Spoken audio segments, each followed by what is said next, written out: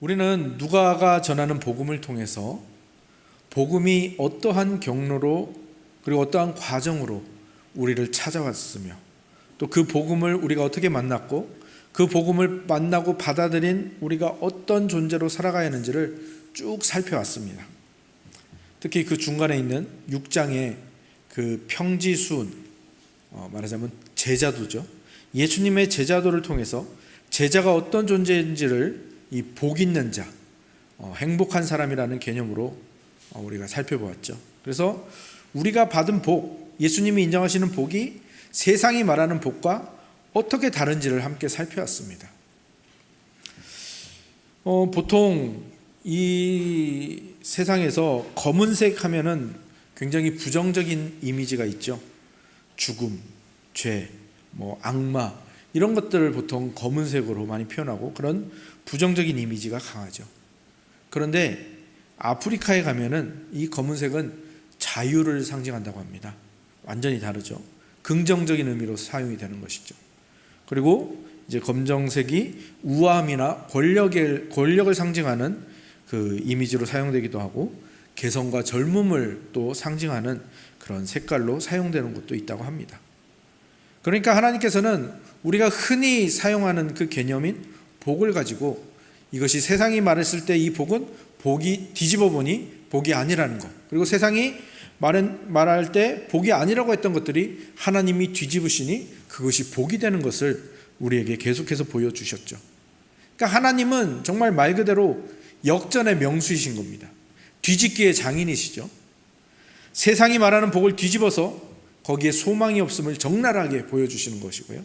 또한 세상이 말하는 소망 없는 것 같고 복이 없는 것처럼 보이는 이것들을 역전시켜서 세상이 알 수 없고 세상이 받을 수 없는 그 복을 발견하게 하시고 세상이 줄 수 없는 기쁨을 누리게 하시는 것이 하나님이 하시는 일이죠. 그것이 이 7장 내내 흐르는 흐름이었습니다. 유대인이 보기에 가장 소망 없고 원수같이 여겼던, 저주받을 대상으로 여겼던 이방인 백부장에게 하나님이 복 있는 자라는 것을 표현해 주시고, 불쌍한 중에서 가장 불쌍한 자, 과부인데 그 아들마저 죽어서 이제 아무런 소망이 없는 이 가장 불쌍한 과부, 그 과부가 속한 이 슬픔과 죽음의 행렬을 기쁨과 축제의 행렬로 바꾸어 버리시는 그에게 복이 있다라고 말씀해 주시죠. 그리고 지난 시간에는 누가 나왔습니까? 세례 요한이 등장했죠. 세례 요한을 등장시킨 이유는 뭡니까? 구약의 모든 선지자보다 이 세례 요한이 더 크고 복 있는 자라는 겁니다. 왜 세례 요한을 그렇게 강조했습니까? 이 세례 요한보다 우리가 예수님께서 우리를 하나님 나라 백성으로 받아주신 이후에는 이 하나님 나라에서는 그 어떤 작은 자라도 이 세례 요한보다 크다라는 것을, 복 있는 자라는 것을 강조하기 위해서 이 세례 요한을 예수님께서 등장시키신 거죠. 그래서 우리가 이것이 복인 것 같고 여기에 소망이 있는 것 같고 이거를 다 깨트려 버리시는 거죠. 거기에는 소망이 없고 거기는 복이 아니다. 우리가 소망 없다고 생각하고 복이 없다 생각한 곳에 하나님은 거기에 내가 복을 숨겨두었다라고 말씀하시는 거죠. 그리고 오늘 본문도 마찬가지입니다. 이 7장 마지막에 또 하나의 그 역전을 보여주시는 거죠. 오늘 읽으신 본문은 우리가 너무나도 잘 아는 본문이죠. 향유 옥합을 깨트린 여인에 대한 사건. 이 여인도 이 누가복음이 말하는 복 있는 자, 예수님이 인정한 행복한 자 중에 한 사람이고요. 그것을 상징하는 대표입니다. 그래서 오늘 이 여인과 관련된 이야기를 통해서 복 있는 사람이 누구인가, 예수님이 인정하는 복 있는 사람, 예수님이 지지하시는 행복한 사람이 누구인지를, 그리고 그것을 우리가 어떻게 받아들여야 되는지를 한번 살펴보려고 합니다. 오늘도 세 단계를 거쳐서 살펴보겠습니다. 첫 번째로는 이 바리새인 시몬이 등장하죠. 이 바리새인 시몬을 통해서 그가 지금 인간적인 가치관으로, 인간적인 시선으로 무언가를 바라보고 있는데 거기에 대항하는 성경적인 가치관, 예수님의 시각은 무엇인가를 함께 살펴볼 것이고요. 두 번째로는 이 바리새인 시몬과 대조되고 있는 이 향유옥합을 깨트린 여인이 등장하죠. 그래서 이 여인은 이 바리새인과 다르게 어떻게 자기 자신을 바라보고 어떻게 예수님을 대하고 있는가, 그 부분을 살펴보려고 합니다. 그리고 세 번째로는 예수님이 이것을 모두 정리하시기 위해서 빚진 자 비유를 해주십니다. 500데나리온 빚진 자, 50데나리온 빚진 자. 그래서 이 빚진 자 비유에 담긴 하나님의 진심, 그것을 살펴보고요, 그것을 우리가 어떻게 받아들여야 되는지 그것을 세 번째로 해서 이렇게 차례차례 살펴보겠습니다. 첫 번째로 우리가 살펴볼 게 뭐라고 했습니까? 이 바리새인 시몬을 통해 예수님을 초대했습니다. 이 바리새인 시몬을 통해서 인간적인 가치관과 성경적인 가치관이 어떻게 다른지를 한번 살펴보려고 해요. 지난주에 다루었던 본문 중에서 제가 설명을 하지 않은 부분이 하나 있습니다. 그게 뭐냐면 오늘 읽으신 본문 전을 보십시오. 33절에서 35절까지 말씀인데요. 31절부터 보면 좋겠지만 너무 기니까 33절부터 35절까지 말씀 우리 같이 한번 읽어볼까요? 함께 읽겠습니다. 시작. 세례 요한이 와서 떡도 먹지 아니하며 포도주도 마시지 아니하며 인자는 와서 먹고 마시매 너희 말이 보라 먹기를 탐하고 포도주를 즐기는 사람이요 세리와 죄인의 친구로다 하니 지혜는 자기의 모든 자녀로 인하여 옳다함을 얻느니라. 아멘. 바로 이 구절에 인간적인 가치관과 성경적인 가치관의 이 극명한 차이가 드러나고 있는 거죠. 인간적인 가치관과 세상적인 가치관으로 옳고 바르게 보이는 사람이 있습니다. 의로워 보이는 사람이 있습니다. 그게 누구입니까? 오늘 이 시몬과 같은 바리새인이죠. 자기의를 내세우는 바리새인과 종교 지도자들이죠. 근데 이런 사람들을 세례 요한이 지나치게 멀리했다라는 거죠. 지나치게 적대적이고 지나치게 멀리했다라는 것입니다. 그것이 사람들이 이 세례 요한을 통해서 하는 말이었고요. 또 그랬는데 예수님은 또 그와 반대로 이제 반대는 아니죠. 예수님은 또 다른 방면으로 세리, 창녀, 뭐 이런 죄인들과 같이, 그러니까 세상적이고 인간적인 가치관으로 보면 쓸모없고 잘못되고 죄인이라 불리는 사람들이 있는데 예수님은 이런 자들을 지나치게 가까이 했다라는 거죠. 그러니까 이것이 세상이 바라보는 세례 요한과 예수님의 모습이라는 겁니다. 그런데 지혜는 바로 거기에 있다라는 거죠. 지혜는 무엇입니까? 하나님의 뜻이죠. 하나님의 뜻은 무엇입니까? 세례 요한과 예수님이 하신 말씀을 듣고 거기에 자신을 맞추는 사람이죠. 그러니까 세상적인 생각과 가치관으로 의로워 보이는, 바르게 보이는 이것을 거부하고 멀리하고 세상적으로 볼 때 복이 없어 보이고 소망이 없어 보이는 이곳에 가까이 하는, 그리고 그 안에서 하나님이 숨겨두신 복을 찾으려 하는 이것이 하나님의 지혜라는 것이죠. 그리고 거기에 해당하는 사람의 이 세리와 죄인들이 포함되어 있다는 것을 말씀해 주시는 겁니다. 그러니까 이 앞 구절을 통해서 볼 수 있는 바리새인 시몬은 어떤 사람입니까? 네, 세상적인 가치관으로 봤을 때는 의롭고 바른 사람으로 보이니까 회개할 필요성을 전혀 느끼지 못하는 사람입니다. 그러니까 자신을 향한 하나님의 계획이 있는데 그 하나님의 계획을 자기 의로 쳐내버리는 사람이죠. 그리고 세리와 창녀와 이 죄인들을 어떻게 보는 거죠? 절대 상종하지 못할, 절대 가까이 하지 않을 사람으로 치부해 두는 겁니다. 그런 존재로 못 박아두는 거죠. 왜요? 그런 존재가 있어야 거기에 비해서 자기가 의인이라는 게 드러나지 않습니까? 그러니까 이들과는 나는 다르니까, 이들과는 나는 구별되었으니까 나는 거룩하다, 나는 죄인이 아니다, 나는 의인이다 라고 생각하는 것이 이 바리새인 시몬이 가리키는 하나의 인간 군상인 것이죠. 그런데 그 생각이야말로 바로 하나님의 지혜에서 벗어난 것이죠. 그리고 하나님은 분명히 말씀하셨습니다.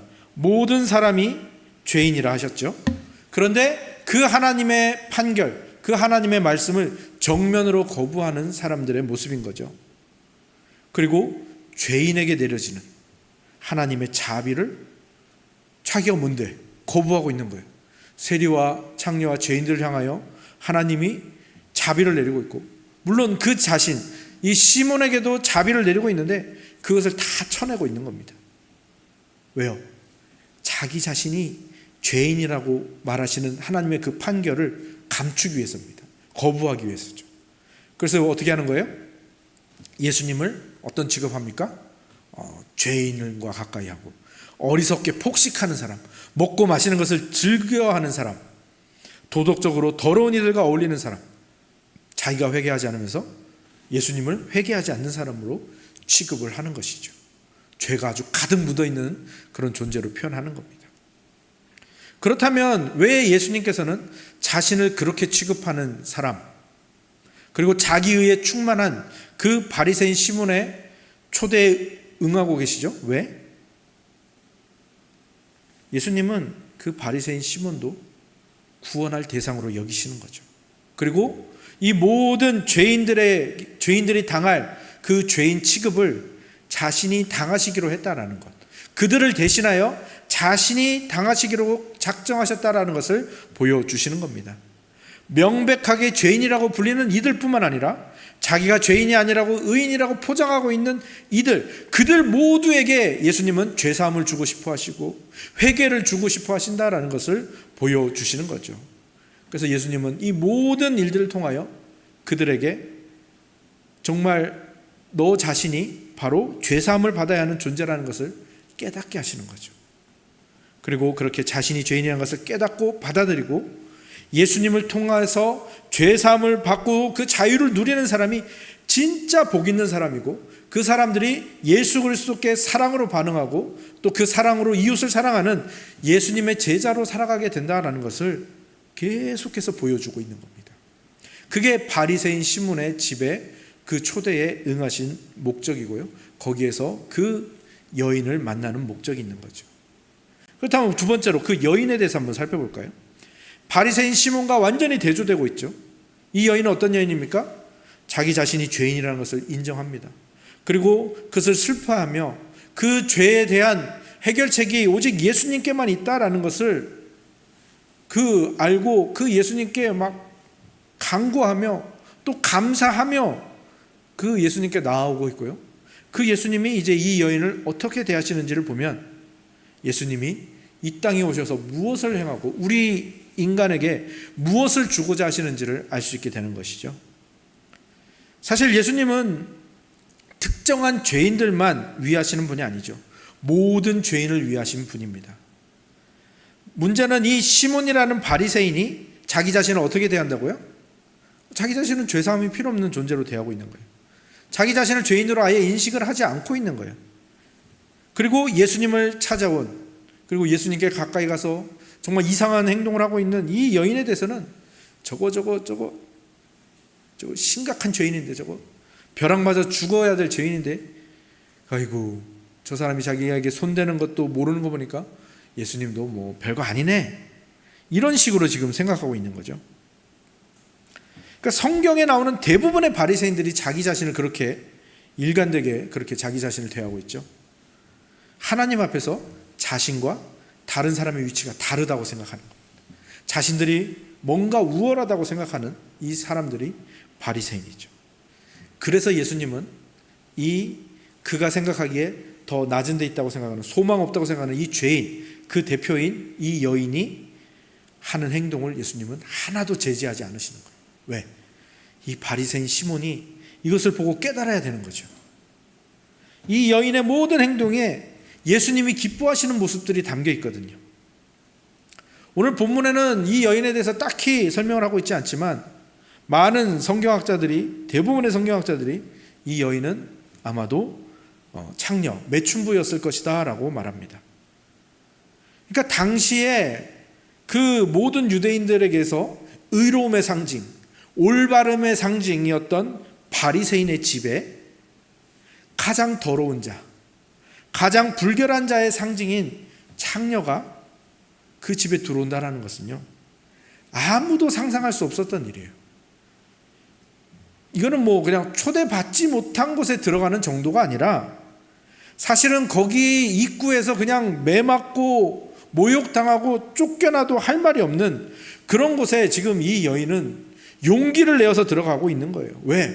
거기에 예수님이 계시고 드디어 예수님이 자기 근처에 오셨고 그 예수님을 분명히 만나서 자기가 표현해야 될 것이 있기 때문입니다. 그래서 이 여인은 대부분의 사람들이 보기에는 무모하고 어리석기 짝이 없고 예의 없는 그 행동을 하고 있는 겁니다.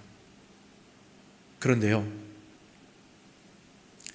오늘날 우리 신자들에게 가장 필요한 태도가 바로 이 여인의 태도입니다. 사실 우리 모든 사람들은요, 신앙의 연수가 이렇게 너무 많이 더해져서 그런지, 아니면 한국의 기독교의 역사가 이제 많이 깊어져서 그런지 모르겠는데, 우리들이 어느새인가 이 창녀, 이 여인의 태도는 우리에게서 많이 없어졌고요, 오히려 바리새인 시몬 같은 태도가 우리에게서 너무 많이 보이고 있다는 사실입니다. 한번 생각해 보십시오. 지금 상상해 보십시오. 지금 저 뒤에 출입문을 열고 누군가 낯선 사람이 들어와요. 그럼 우리는 어떻게 반응할까요? 뭔가 경계하죠. 그리고 저도 아마 누군가 들어오면 얼굴이 딱 깜짝 놀라거나 굳어질 것 같아요. 그런데 한번 거기서 더 깊게 한번 상상의 나래를 펼쳐보시기 바랍니다. 근데 그 사람이 술에 취해 있어요. 그리고 옷이 허름할 뿐만 아니라 몸에서 엄청난 악취가 나요. 그러면 지금 이 중에서, 우리 중에서 그 누구도 이 예배와 이 말씀에 집중하지 못하게 될 겁니다. 저는 강단에서 어떻게 해야 되지 하면서 이렇게 발을 동동 구를 거고요, 강도사님은 저 사람을 어떻게 내보내지 하면서 고민하게 될 거고요, 또 우리 남자 성도분들은 여차하면 내가 나서야지, 여성 성도분들은 이제 막 냄새 민감한 분들은 이제 막 코를 막거나, 아마 여기 있는 모두의 기분이 다 상하게 될 겁니다. 그렇죠? 근데 그것 자체가 나쁘다고 말씀드리는 게 아닙니다. 그것 자체가 잘못되었다고 말씀드리는 게 아니에요. 사실 우리가 예수님 앞에 그런 모습이라는 것을 우리가 잊어버리고 있다는 것입니다. 주님을 만나는 것이 우리에게 너무 당연해져 있다는 것, 우리가 받은 은혜가 더 이상 은혜로 여겨지지 않는다는 것, 그것이 우리 안에 지금 우리에게 나타나는 문제점들이라는 겁니다. 우리가 주님을 만나게 된 것이 얼마나 정말 진짜 제3자의 입장에서 보면 얼마나 정말 그 여인이 그 바리새인 집에 찾아온 것만큼 무모하고 어리석고 예의 없는 그런 정도의 모습인지, 아니 그거보다 훨씬 심각한 모습일 텐데, 우리가 주님의 은혜를 구할 수 있는 것, 그 권리를 받은 것만으로도 우리가 얼마나 큰 축복을 받은 것인데, 우리가 얼마나 비참한 존재였는지를 우리가 너무 이제는 모른 척하고 있다는 거죠.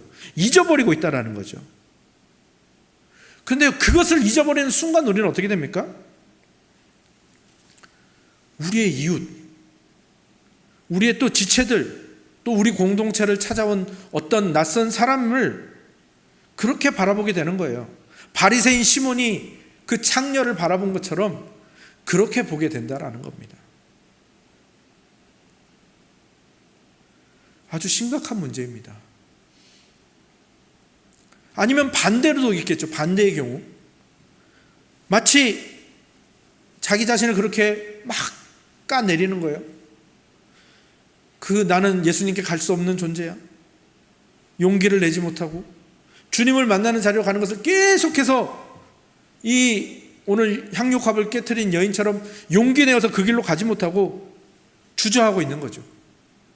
죄의 자리에서 그냥 슬퍼만 하고 있고 자책만 하고 있고 자기를 정죄하고 있고 주님과 그분의 말씀 앞으로 나오지 못하는 그런 모습도 우리에게 있죠. 그것이 오늘 여기 수요일 기도회나 예배에 나오지 않았다는 말이 아닙니다. 예배로 나오고 기도의 자리로 나왔는데 정작 그 문턱을 넘지 못하는 우리의 모습이 굉장히 많이 있다는 것이죠. 예수님께서는 계속해서 이 제자도를 말씀하시고 이 복음을 말씀하시는 이유는 뭡니까?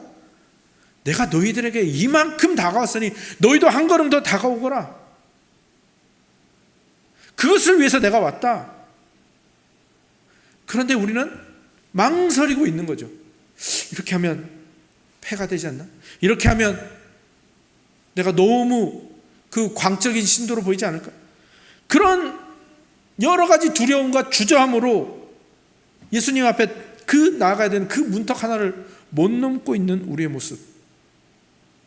오늘 본문을 보면서 그런 여러 가지를 생각하게 됩니다. 오늘 본문의 여인에게 주신 그 복음, 그 죄사함의 은총, 예수님께서 우리에게 온전히 누리게 하고 싶으셔가지고 계속해서 우리를 부르시고 우리를 기다리고 계시는데 우리는 그 문턱을 넘지 못하고 있다는 것이죠. 그래서 오늘 우리는 이 여인이 어떻게 하고 있는지를 주의 집중해서 바라보아야 합니다. 이 여인은 지금 어떻게 하고 있습니까? 이 여인은 예수님을 보면서 아마 이미 들어가면서부터 이미 울고 있습니다. 막 눈물이 계속 흐르고 있죠. 자신을 향한 따가운 시선, 자신 때문에 이 모든 그 식사 분위기가 어색해졌는데, 불편해졌는데 그것조차도 무릅쓰고 예수님에 밟지 않는 거예요. 그리고 오랫동안 모아온 돈으로 샀겠죠. 이 향료는 우리가 생각하는 것보다 훨씬 더 비싼 그런 귀한 물건이거든요. 오랫동안 준비해온 향료를 담은 옥합을 꺼내는 거죠. 그동안에도 눈물은 계속 떨어집니다. 그래서 그 눈물이 예수님의 발 위에 계속해서 떨어지는 거죠. 그 뜨거운 눈물에 젖은 발을 자신의 머리카락으로 계속해서 닿습니다.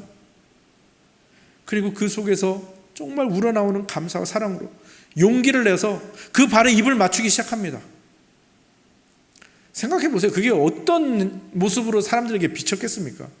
굉장히 불쾌한 모습으로 비쳤을 텐데 지금 이 여인에게는 그런 것은 아무 상관이 없는 거예요. 그리고 그 귀한 향유 옥합을 깨트려서 이제 다시는 주워 담지도 못하고 이 향유는 이제 쓰지 못하는 겁니다. 오로지 예수님께만 부어지는 겁니다. 그 향유 옥합을 깨트려서 예수님 발에 붓는 겁니다. 거기에 있던 모든 사람들의 충격을 받았겠죠. 도무지 이해할 수 없는 광경이 눈앞에 펼쳐지고 있는 겁니다. 모든 사람이 한 사람을 의심하고 있습니다. 예수님에 대해서 의심하고 있죠. 그리고 모든 사람들이 한 사람을 비난의 눈초리로 경멸하듯이 쳐다봅니다. 그 창녀죠. 그 논란의 중심에 있는 두 사람이 만나고, 그런데 그 예수님은 그 여인의 행동을 하나도 저지하지 않고 다 받아주십니다. 불쾌하지도 않으시고 너그럽게 그 여인을 바라보시죠. 그리고 그 여인이 깨트린 그 향유의 향기가 온 집안을 가득 채우는 겁니다. 여인의 눈물과 여인의 입맞춤, 그리고 그 향기와 예수님이 그 받아주시는 그 모든 분위기, 여기에 지금 하나님의 진심이 무엇인가 확연하게 드러나고 있지 않습니까? 모두가 다 죄인입니다. 이 여인이나 바리새인이나 모두가 똑같이 하나님 앞에서 죄인인데 이 여인에게는 뭐가 있는 겁니까? 하나님의 받아주심이 있다라는 거예요. 그러니까 이 장면을 통해서 예수님은 바리새인에게 질문하고 있는 겁니다. 이 시몬에게, 시몬아, 바리새인 시몬아, 너도 죄사함의 은총을 누리고 싶지 않니? 너도 받아들여지고 싶지 않니? 아니면 너 여전히 이 여인이 죄사함 받았다는 것을 받아들이지 못하고 여전히 너의 힘과 너의 능력으로 지금 구원을 이루려고 하는 거니? 물으시는 겁니다. 콕콕 찌르시는 거죠. 그리고 이 예수님의 질문은요, 오늘 우리에게도 퍼부어지고 있습니다.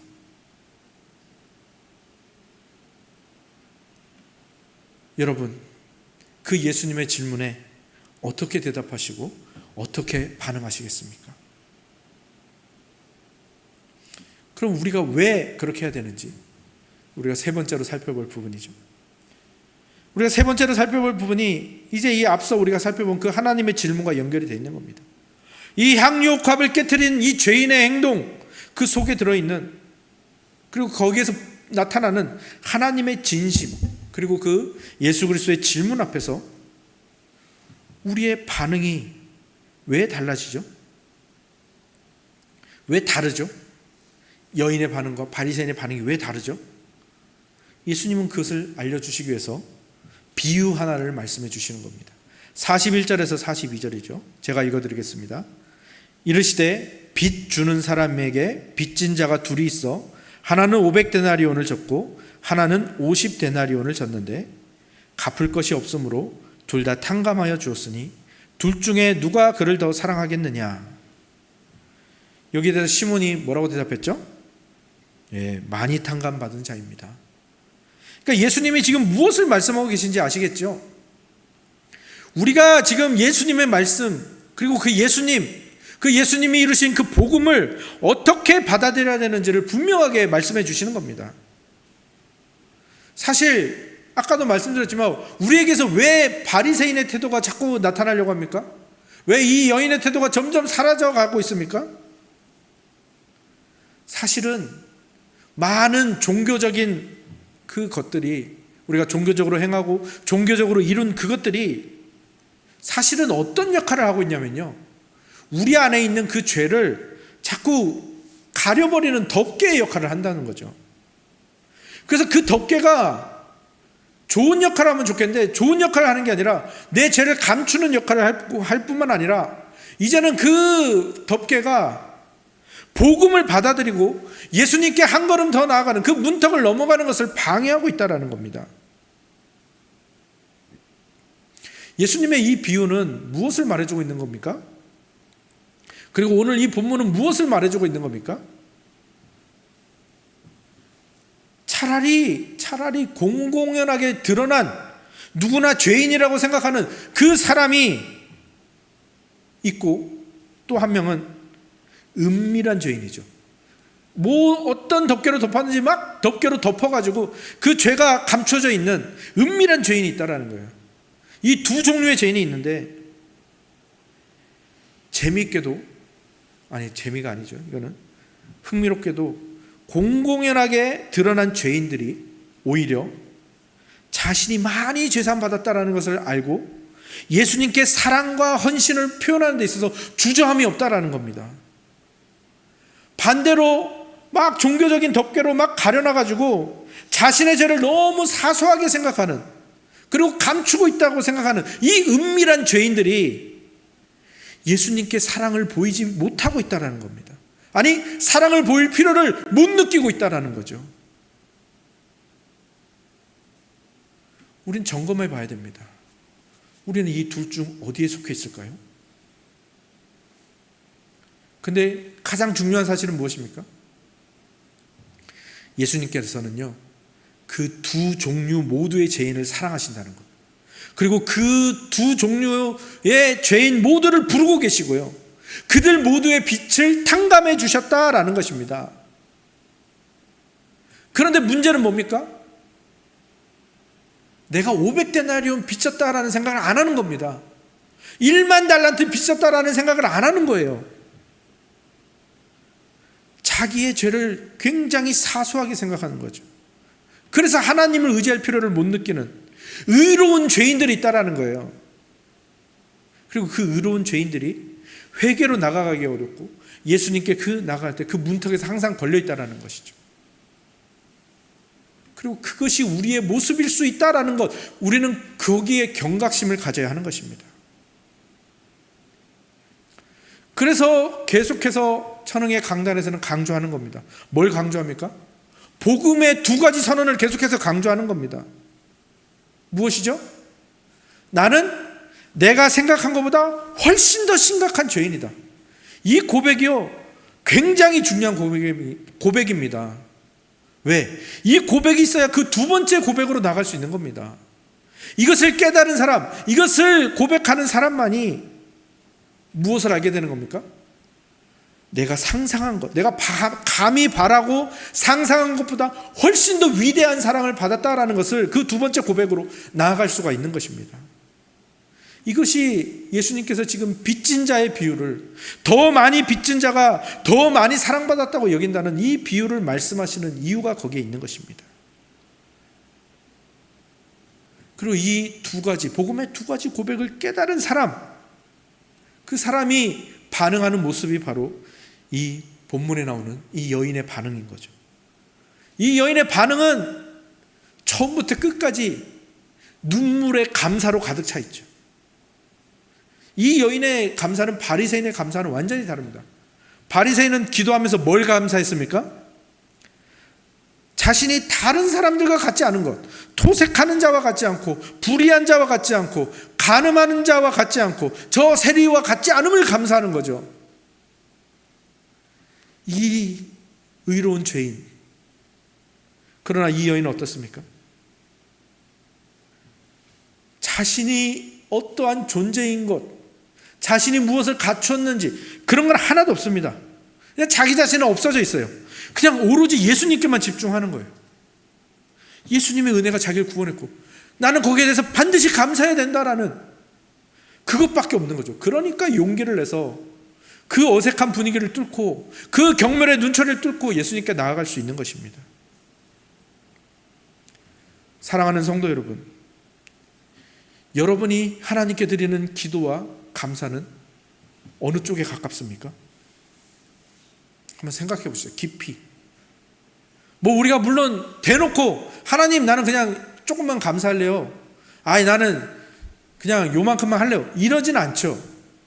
근데 우리의 그 감사하는 이유와 감사하는 태도를 보고 그것을 대하는 우리의 태도를 보면 분명해지죠. 우리에게 뭔가 나아졌을 때만 감사한다. 뭔가 일이 끝나고 문제가 해결되었을 때만 감사한다. 그거는 이 바리새인의 감사와 다를 바가 하나도 없는 겁니다. 거기에는 진정한 기쁨이 없죠.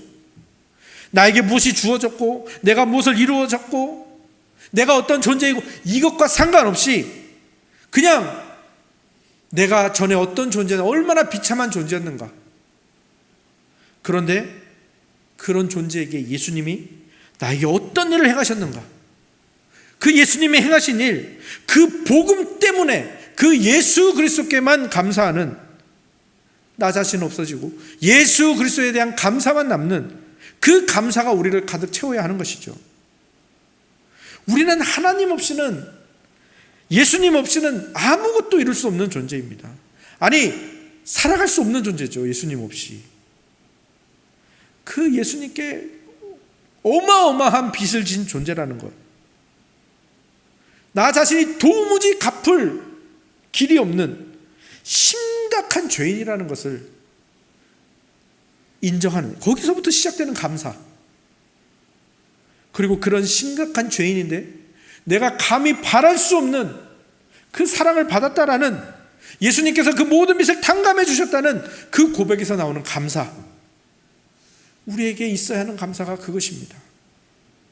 이 진정한 감사가 우리에게 자리 잡으면 어떻게 될까요? 모든 문제를 일으키는, 모든 죄의 근원인 자기 중심성이 이제 떨어져 나가게 되는 겁니다. 자기 중심성에서 우리가 멀어져 가게 되는 거예요. 그리고 드디어 다른 사람을 향해서 사랑을 흘려보낼 수 있게 되는 거죠. 누군가를 깔아뭉개야 마음이 편했고 누군가를 정죄해야 마음이 편했던 그 추악한 경쟁심들을 우리가 드디어 그 감사로 인해서 버릴 수가 있게 되는 겁니다.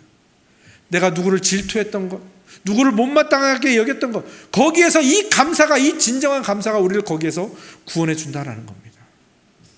그래서 우리는 드디어 어디로 가게 되는 겁니까? 우리가 현재 이룬 것, 가진 것, 그리고 앞으로 이룰 수 있는 것과 얻게 될 모든 것들이 다 하나님의 은혜였다, 모든 것이 하나님의 은혜였다라는 그 고백으로 나아가게 되는 거죠. 그리고 그 고백에 이른 자만이 사실은 진정한 안식과 진정한 평강을 누리게 되는 것입니다. 예수님은 우리에게 그것을 주고 싶어 하시는 거예요. 이 여인에게도 그것을 주고 싶어 하시고 그 바리새인 시몬에게도 그것을 주고 싶어 하시고 자기를 따라온 그 12 제자와 또 오늘 예수님의 제자라고 고백하며 그 예수님을 뒤따르기를 원하는 우리에게 예수님이 그것을 주고 싶어 하시는 겁니다. 참된 안식과 평강. 예수님은 어떤 분이십니까? 우리는 빚진 자죠. 근데 거기에다 점 하나를 찍으니까 어떻게 됩니까? 밝게 빛나는 빛이 되는 거죠. 그러니까 예수님은 우리의 빚을 빛으로 만드실 수 있는 유일한 분이십니다. 오늘도 우리의 빚을 빛으로 만드시기 위해서 그 십자가에 달리신 그 예수 그리스도를 우리 바라보는 그 고백이 있었으면 좋겠습니다. 그 예수님을 계속해서 바라보고자 하는 그 간구가 우리에게서 끊이지 않았으면 좋겠습니다. 그리고 그분께 이 아름다운 이 여인과 같은 끊임없는 그리고 무한한 감사를 올려드리면서 그분께 용기 내어 한 걸음 더 다가가서 이제 그분이 우리에게 주고자 하시는 평강과 안식이 담긴 복음으로 행복한 삶을 살아가시는 저와 여러분들이 다 되시기를 주님의 이름으로 축원합니다. 아멘. 기도하겠습니다.